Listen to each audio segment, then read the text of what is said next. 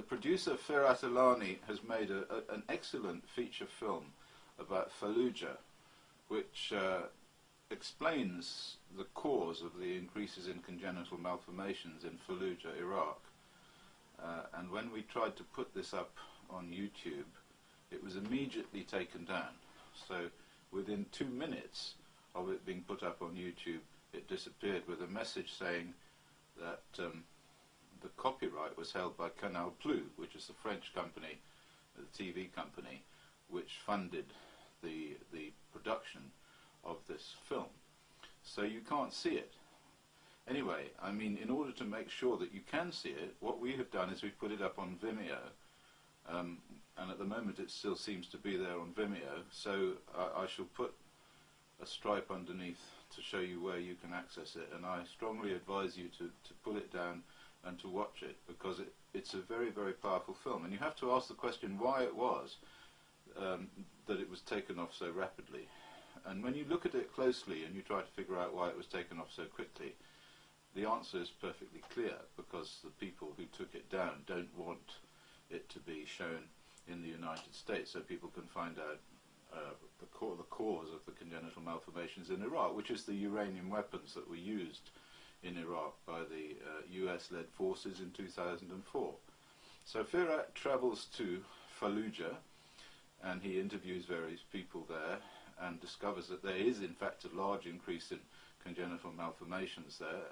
I have been involved in 3 papers now, which are in the peer-reviewed literature, showing that there is this increase in congenital malformation and also a big increase in cancer. So we're looking for something that causes congenital malformations and cancer, and of course uranium fits the bill. In fact, there's nothing else that we found when we looked in the hair of the parents with congenital malformation that could have possibly caused the congenital malformations. Anyway, Firat goes there, and then he comes here to Wales, to Aberystwyth, here, to talk to me about the measurements that we made, where we found the uranium in the hair, and it was slightly enriched uranium, incidentally, which raises another load of questions. And then he went off to the United States, and he talked to Doug Rockey, who was in the military in charge of decontamination after the first Gulf War, and who is now suffering from all sorts of diseases as a result of his exposure to depleted uranium weapons, as they then were.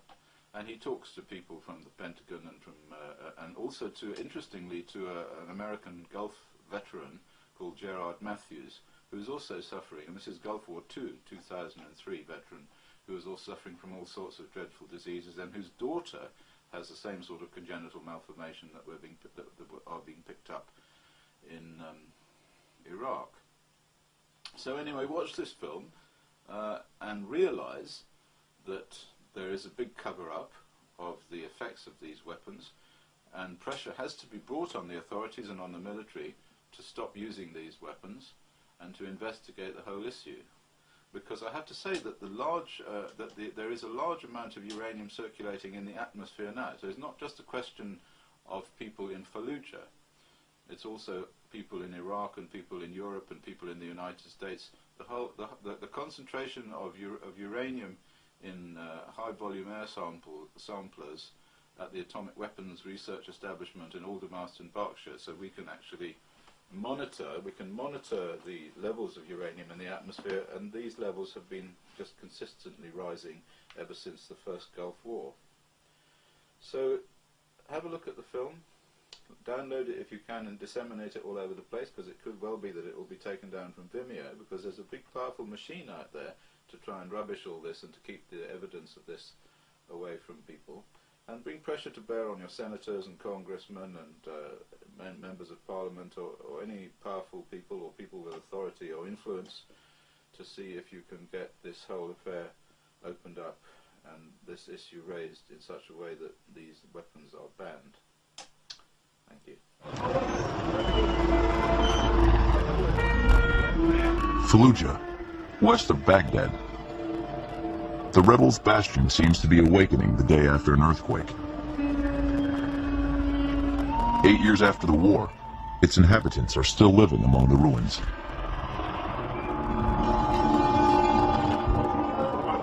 At Fallujah Hospital, doctors are fighting another war. Today, as every day, the maternity unit is on alert.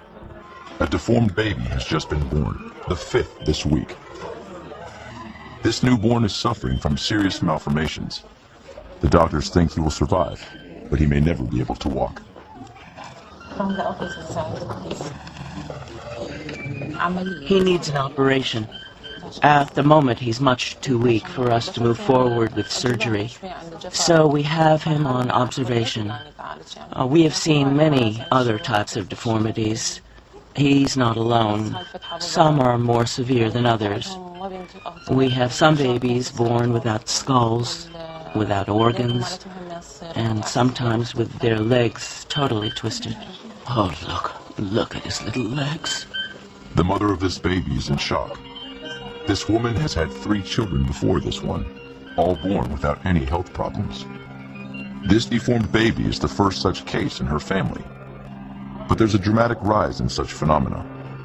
In Fallujah, 1 birth in 5 now exhibits congenital malformation. This doctor sees only one possible solution, and it is radical. I advise the older women in Fallujah city to not have more babies. How did it come to this? All these babies were born after 2004, when Fallujah endured one of the most violent battles ever witnessed on Iraqi soil.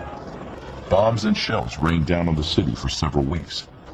15,000 coalition soldiers were marshaled to crush Fallujah. Facing them were 2,000 Iraqi resistance fighters, armed with Kalashnikovs and rocket launchers. The U.S. Air Force dropped hundreds of tons of bombs. These pictures show fireballs falling on the city. This is white phosphorus, a chemical incendiary weapon. Today, this bombing is said to have caused the malformations in the children of Fallujah.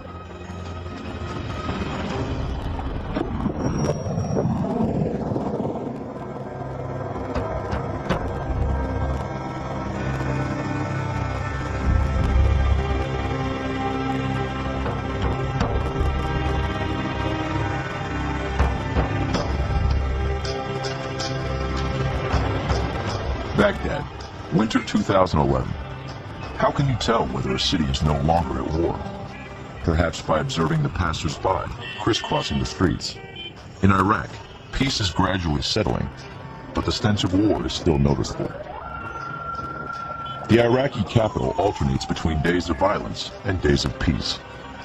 The U.S. Army is committed to pulling out of the country by December. The police and the Iraqi army will step into its shoes. These traffic jams are an indicator of peace in Iraq. The city seems revived, with businesses springing up once again and residents doing their shopping in the city center.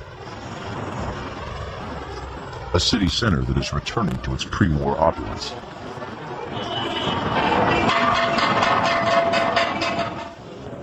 But is the war really over?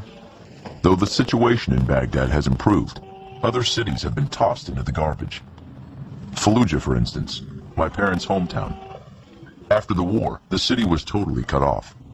Only the inhabitants had the right to come and go freely.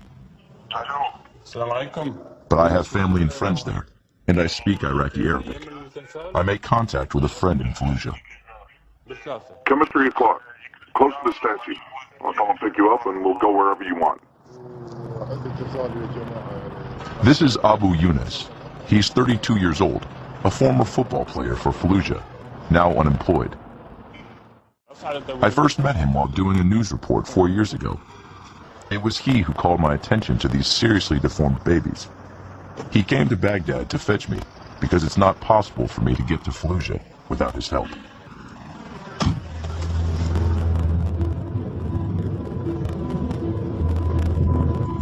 This road is closely monitored. In traveling the 50 kilometers that separate Baghdad from Fallujah, we go through more than 20 checkpoints. The city is located in the middle of the Sunni Triangle, also called the Triangle of Death by the Americans. Some 1,500 U.S. soldiers have been killed in this region, 1/3 of the American casualties in Iraq. Fallujah was the first city to fight back against American occupation. It found fame by throwing them out of town and inflicting great loss of life. So much so that the people wondered how a small city like Fallujah could resist against the world's most powerful army. In March 2004, 4 mercenaries under contract to the U.S. Army were killed in their vehicle on the outskirts of town. Their mutilated bodies were dragged through the streets, then hung under this bridge as trophies. It was one of the very first acts of violence against the United States. These pictures were soon seen all over the world. It was the start of an escalation that culminated in the Battle of Fallujah in November 2004. The death toll listed 134 GIs and 3,500 Iraqis. Fallujah became a symbol of the revolt. Accordingly, the army imposed very strict checks in the city. The fingerprints and retina scans of every last inhabitant were recorded in U.S. Army files. Never has any town undergone such treatment. Residents were even issued with biometric ID cards. This badge enables me to enter and leave Fallujah. 7 years later, the badges are no longer needed. The city is now under the control of the Iraqi army, but Fallujah remains the hardest place in the country to get into. You need a guarantor to enter, and he must be from Fallujah.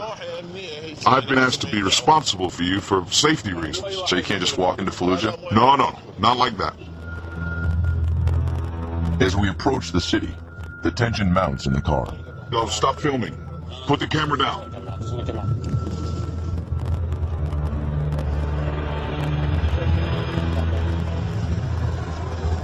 Here we are at the entrance to Fallujah, 100 meters from a border post within the country. The Iraq army is checking each car that passes. To take in a camera, you'd need special permission and an armed escort. But to give us freedom of movement, we'd rather enter illegally. There are several cars in front of us. We're in the third one. We're waiting. Come and fetch us. Thanks to Abu Yunus, one of the soldiers lets us through. For his own safety, we don't film him.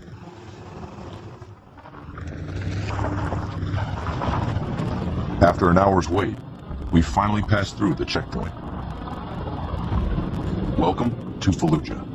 300,000 inhabitants, considered the most dangerous city in Iraq. Nothing here has really changed since the battle.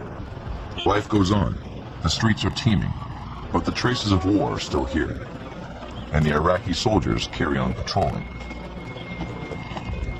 In this prison town, it's hard to keep a low profile if you're carrying a camera. So to keep us safe as we move around within Fallujah, Abu Yunus follows close behind. He'll be our guardian angel.